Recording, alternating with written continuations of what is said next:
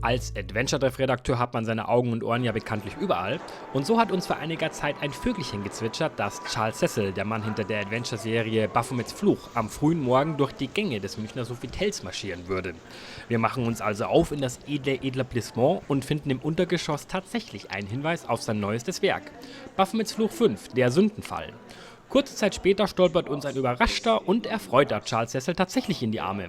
Im Gepäck eine Vorversion des Spiels, das er uns danach sehr ausgiebig präsentiert und das wieder typische Rätselkost im Stil der ersten 2 Teile verspricht. Gezeigt wurden uns Szenen aus verschiedenen Stellen im Spiel auf Mac, iPad und PlayStation Vita. Das Spiel soll für eine ganze Reihe an Plattformen erscheinen, so natürlich auch für Windows- und Android-Systeme. Genutzt wird übrigens überraschenderweise nicht die dafür prädestinierte Unity 3D Engine, sondern tatsächlich eine Eigenentwicklung aus dem Hause Revolution Software, die direkt auf der Technologie der anderen Baphomets-Fluch-Teile aufbaut. Auch technisch bleibt man sich also den Klassikern treu. Ebenfalls versprochen ist eine Rückkehr vieler bekannter Charaktere und auch Locations. Und auch wenn der Raum ein wenig eng war, haben wir uns natürlich nicht die Chance entgehen lassen, mit Charles ein paar Worte über sein neues Spiel zu wechseln. In dem rund 20-minütigen Gespräch haben wir zwar nicht mal die Hälfte unserer Fragen unterbekommen, denn Charles ist so ein begnadeter Anekdotenerzähler, dass er selbst aus dem banalsten Thema eine kleine Geschichte entlockt. Aber das macht auch gar nichts, denn zum einen sehen wir ihn voraussichtlich im Dezember gleich nochmal und zum anderen hat uns das Lauschen seiner Worte viel, viel Spaß gemacht. Euch hoffentlich auch. Hier ist das Interview. So, ja, ich sitze hier mit Charles Cecil, denn ja praktisch ein Inventar vom Adventure-Treff. Ihr kennt ihn ja schon von unseren zahlreichen Partys und wenn ihr ihn von daher nicht kennt, dann kennt ihr ihn mindestens von der sehr populären Spielereihe Baphomets Fluch. Ja, und da kommt jetzt ein 5. Teil raus. Wer das noch nicht erfahren hat, der weiß es jetzt. Am 4. Dezember soll es erscheinen. Und ja, ich habe mich mal mit Charles Cecil hier hingesetzt, während unser Kollege Benjamin das Spiel schon mal antestet. Und werde ihm mal ein paar Fragen dazu stellen. Und unter anderem natürlich die Fragen, die ihr auch schon gestellt habt. Beispielsweise, warum das ganze Spiel plötzlich in 2 Teilen rauskommt. So Charles, thank you very much to show us the game and be with us. It's lovely to see you again. And I just told our readers that you're just like a part of the family now, as being on the party all of the time. I always come to your parties. I love coming to your parties. No, it's great. Yeah, that sounds great. It's really, it's the only time that you can really meet, fans and everybody gets together. It's just a fantastic environment. Yeah, that's the reason why we did it. Yeah. We love that everybody's coming together. It's in the mood of the time right now. Yeah, Speaking of Kickstarter and it's things very like much that. in the mood of the time. Yeah. It's very much in the mood of the time because a couple of years ago, probably 3 or 4 years ago, when the retailers were very powerful, then people would buy games from retailers, and retailers would be supplied by publishers, and they'd come through distributors, and then you'd have the developer at the end. Yeah. And we had no direct contact with gamers and our audience at all. And so something like this would have meant nothing really. So you're right, it reflects the changes. It reflects the extraordinary changes that come through the ability to sell games digitally. Yeah, perfect. Okay, so you just said you made your last game out of Kickstarter. We will talk about that probably later. First of all, I will talk about the most important issues, of course. The game is coming out on December 4th, yes. But it's coming out in 2 parts. Yes, it is. Why is this? Well, the initial reason was that I had promised everybody that the game would be out before Christmas. And I think it's really important to keep a promise, if you possibly can. Sometimes you just can't. But then we were considering, this is quite a recent decision. We sat down and said, a lot of games never get finished because people just simply don't have 12, 13, 14 hours to play. And before the Kickstarter, the game was always designed to be 2 parts. The 2 parts were going to be published quite some time because the first part would need to then fund the second part. We really upped our ambitions and added new locations and merged the 2 together. And we realized that the game was actually substantially bigger than we'd anticipated. So one of our beta testers has said that the game, the first part alone, the first episode, takes 10 hours. It would take him 10 hours to finish. Now, I think that is going through and looking at everything. We estimate that it's 7 to 8 hours. But it's still a substantial amount of time. It's a substantial game. But the great thing is that it's quite possible to finish that in a weekend. I want to write games which can be finished in the weekend, because otherwise people will play it for a weekend and then say, I'll come back to it, and never do. And by splitting it into 2, it means that we can have a substantial gameplay experience, an interactive experience that lasts 7 to 8 hours, and then a month, 6 weeks or whatever later, you play the second episode in close succession, and hopefully you remember what has happened before and you've been anticipating it. So I'm really excited by it. I think there are lots of positives, but underlying it was driven by the fact that I really, really wanted to deliver something before Christmas, as I've been promising for the last few months. Okay, so this means also that the second part of the game will still be polished in December for the release in January? Oh, very much so. Yes. We've got another week or 2 of real intensive polish, and then we go straight on to part 2. So that gives us a good run at part 2 over Christmas. Not everybody, the team has been working really, really hard. So we've decided that we really are going to take a week off at Christmas, because most of us have not had holidays, certainly this year, and most of last year either. Okay. So we've decided that definitely a few days at Christmas to recharge our batteries, and then into January to aim to launch it, probably quite late in January. Okay. Then are there plans to connect both parts together, for example, in the retail or in the box version, to have it as one big game? Yes, no, very much so. Currently, my thoughts are that we should have a box version of both rather than little, because I remember, maybe it's because I'm going back a few years, but I remember the joy of going and getting a box copy, opening it up and finding wonderful things inside. Now, do you remember the Micropose games? Of course I do. And do you remember those manuals? Sure. You'd buy a game and you'd look at it, or the Ultima games, where you'd open up. The boxes were about this thing. They were superb, and you get little maps and little trinkets and things, and part of the joy was actually opening the box and knowing you had that experience. And I'm looking through rose tinted glasses, but I really miss that, because publishers, they reduce the cost of goods. So ultimately you'd have a big box and you'd open it up and there was a shrink wrapped CD inside. So I don't know what we're going to do, but I really hope that we'll be able to put lots of goodies in and things that are really cool, and so it becomes a treat to open the box, and then hopefully a treat to then play the game as well. Okay, sounds good. But there are no real plans at the moment how the box will, or what the box will have as goodies, or how the box will look like. That's still in process. We've got ideas, but at the moment we're really focusing on finishing the game. What people need to sort of bear in mind is that when there were retailers, when there were publishers, you had a huge team of people that organised. Our Baphomets-Fluch will have cost about $2 million to write. Okay, and then you have the joy of talking to people like yourselves and Benjamin and others, and so you travel around and you're promoting the game. Then you've got the relationship with with the publishers who are publishing. We have a very, very small team. Before we were a small team with big teams helping us. Now we're doing everything ourselves. So and of course we have. We communicate with our 15,000 backers and then people beyond that as well. So there's an awful lot to do, particularly at this time as we're coming to the focus of the project.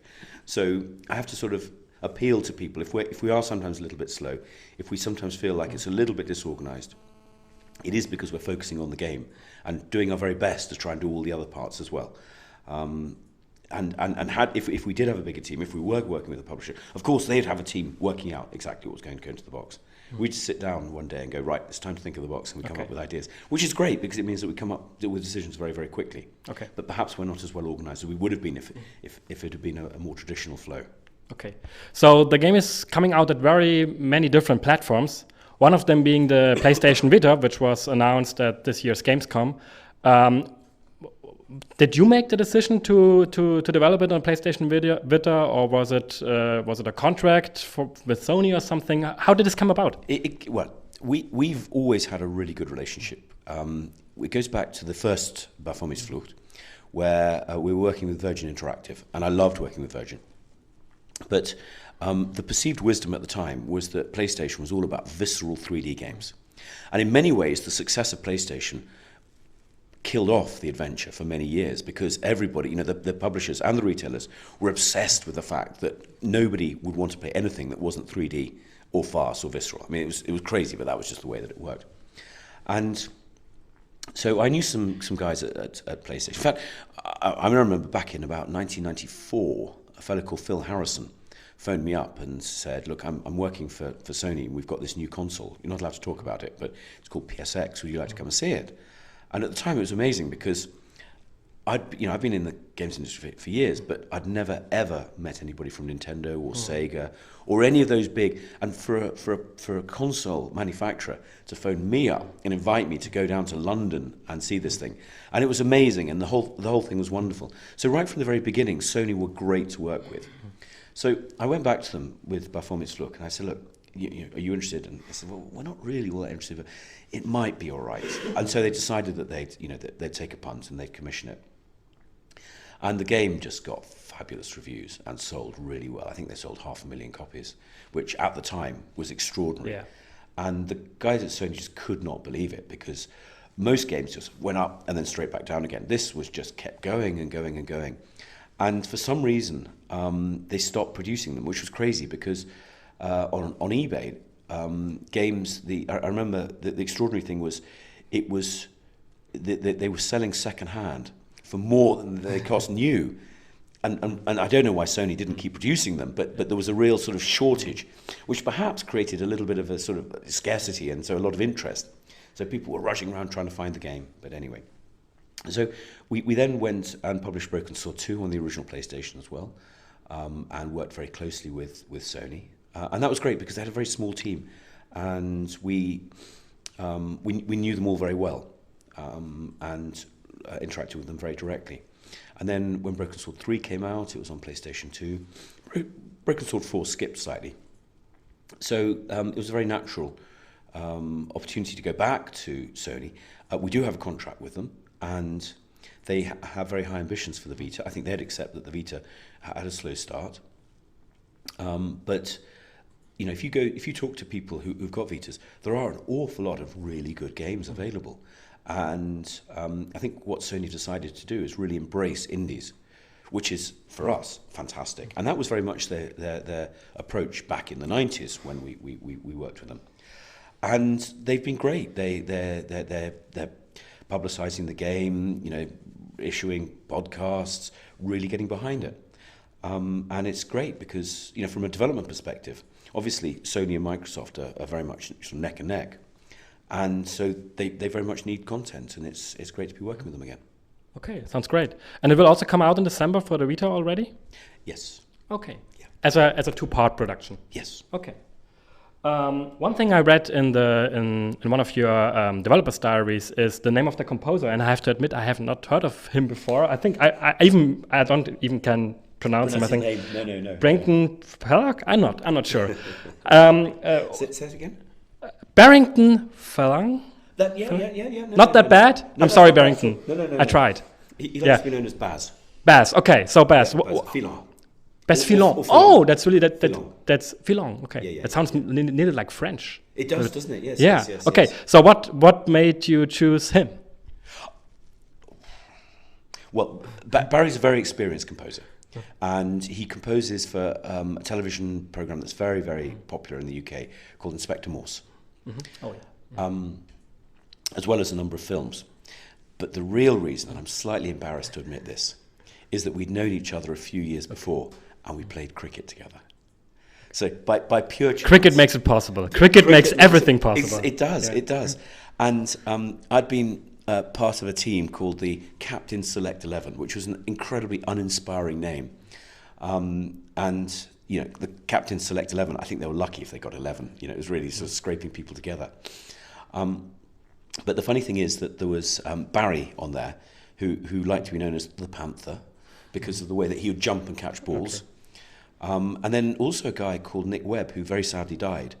But his composing partner, his guitarist partner, he was part of a band called Acoustic Alchemy. And one of the members of Acoustic Alchemy is based in York. He's called Miles Gilderdale.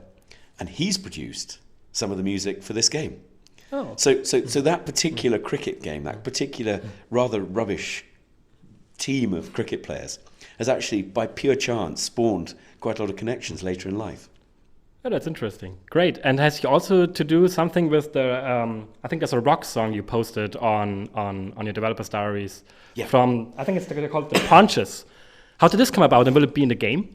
Well, it's brilliant. I mean, that's the thing. They just sent us this song, George Stobart in Paris. It's brilliant, isn't it? Yeah, it is. I really, really liked it. It won't be in the game. It won't be in the game. We're just very flattered, so we just passed it on. It was very, very cool. Okay, so they really just did it on their own because they're fans. Yeah. Okay. But I mean, perhaps you've come across the Order of the Goat. Yeah, sure. Yeah. This lovely girl produced all of these goats that were part of the backers, and she said she was coming to York, so could she pop in and could she bring them? And that was great. She came along, and then mentioned that actually there was a meeting of the Order of the Goat in York. What? So Order of the Goat in York? Yeah, we've got people coming from all over, the country, and some from abroad. So it was extraordinary. So it was lovely. I bought them all a beer. And one fellow had come from Sweden, and he'd flown in to Essex and stayed with a girl who he'd never met before. Luckily, her partner was very understanding. And then they got the train up to York and hung out. It was fantastic. Yeah. And, right at the very, very beginning, you were talking about these are things that couldn't have happened.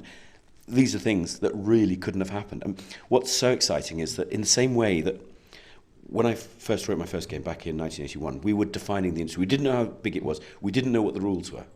So if you don't know what the rules are, you just make them up as you go along.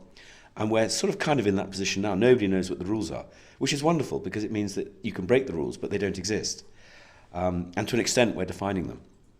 So all of these things are just happening naturally. They're evolving the way that developers and their fans and their audience can all interact. It's all sort of evolving in a very sort of exciting way.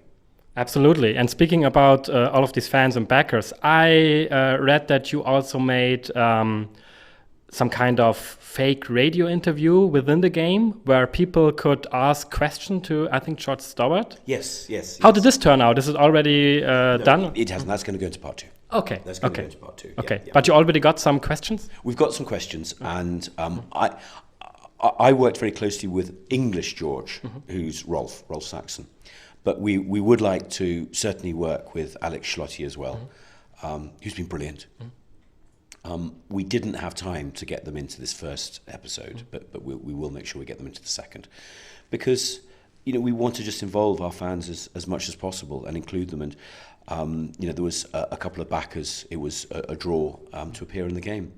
And so, we've got two of our backers appearing as characters in the game, which is great as well.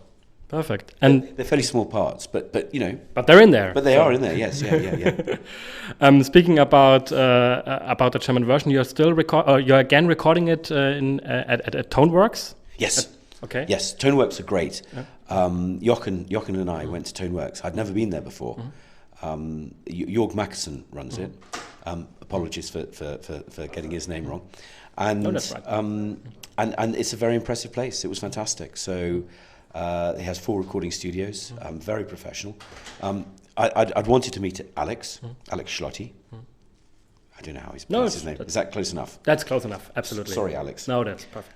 And we were in Hamburg on Wednesday, and he'd just left to go to Berlin. So we then went to Berlin that night, but we didn't arrive till 10 o'clock, and he had to catch a plane at 6 o'clock next morning to return to Los Angeles. So we just missed him, so we're going to have to do it next time. Because, of course, Alex, German George and English George know each other because they're both based in California, which is fun. Absolutely. And I think the German translator of the Broken Sword series, I think, was called Rolf Busch. Yeah. Is he again translating the game? Oh, very much so, yes. Okay. And again, to my... it was... we met him for the first... I only met him for the first time. Even though he's been working on all the games, I met him for the first time at this Gamescom, which was great because the quality of his translations is part of the reason for the success. I think the games, I hope they're good anyway, but they need to be really well translated. They need to be really sympathetically translated, and then great actors as well. So I think I owe both him and Alex and everybody involved in the localization a great debt of gratitude, because clearly it's a really great game.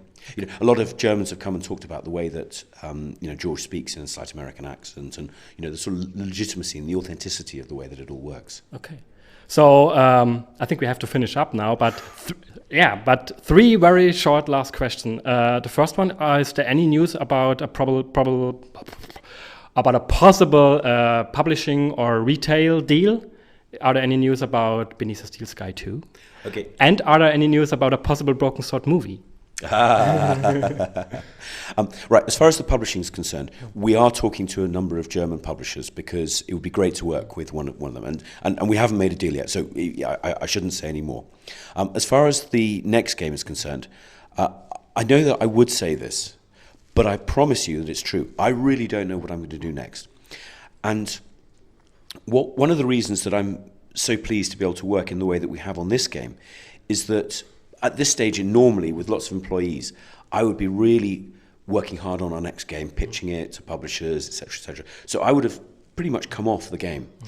I'm focusing up absolutely to the end, and then I'm going to have a bit of time off. And our team will sort of dissipate, and they'll go off and do new things. And then we'll come up with a new project, which might be a new Broken Sword, it might be a new Beneath the Steel Sky, it might be something original. But we can afford to have a little bit of a break and just get our thoughts together, rather than just careering again and again and again. And that was pretty much what we got into, because, frankly, it was very difficult to make any money from games. Using the traditional route, we were actually losing money on our games by the end. It meant that you were always fighting to try and catch up, We've got to get out of that so that we can sit down, as we did with this Broken Sword, this Baphomets Fluch, to sit down and actually think of it and think, what do we want to do, how are we going to work it? And I think, and I hope, that people will find that this very much returns in many ways to the passion of the earlier adventure games, because we've had the time to really focus. And as far as a film is concerned, the problem is that we talk to the studios, and they're great, and they're very excited, and they come to me and they say, write me a treatment. I go, well, I don't have time at the moment, and I'm not a linear writer. I'm an interactive writer, and I'm very proud of that, but I'm not a linear writer. So they say, great, we'll give you a linear writer. And the linear writer says, right, what are we going to write? I think, well, I'm actually in the middle of writing a new game. I don't have time to do it. So it's really a case of me having the time to sit down. And maybe that's something I can do once this game is finished. But what I'm not keen to do is just give it to somebody else and tell them to go away and write it. I want to be a major part of it. Because my view on this is that it would be better not to have a film than to have a really bad film. Absolutely. Damages because we have enough of bad computer game translations to movies. Exactly. Okay. Charles, it was great talking to you. I have to admit I have dozens of more questions because it's so great to talk to you, but I think we have to finish up because more people want to play the game now. But not a problem. I think it will be at the Adventure X. Yes. Yeah, and we will be there as well. Michael will be there, so we will continue our interview there. So you will have full Charles Cecil coverage the next coming month with game and interviews. Thank you very much, and we're looking forward to the game. Okay. Thanks, Sebastian. Good. It's over.